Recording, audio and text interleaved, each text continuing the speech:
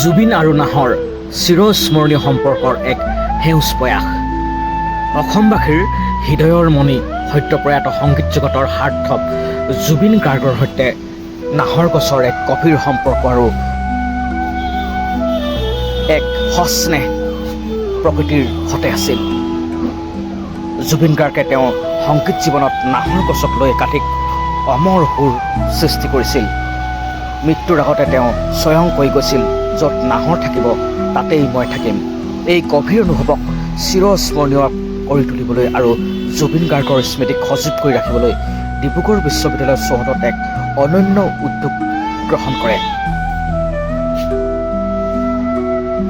চেপন মৌজাদাৰ পদ্মধৰ দত্তৰ নেতৃত্বত বিশ্ববিদ্যালয়খনৰ শিক্ষক আৱাসত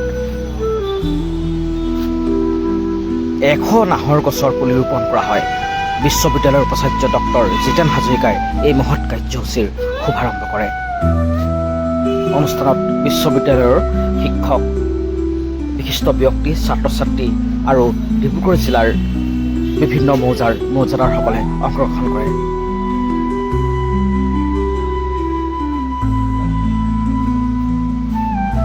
জুবিন গাৰ্গৰ স্মৃতিক সজীৱ কৰি তুলিবলৈ নাহৰ পুলি ৰোপণত অংশগ্ৰহণ কৰা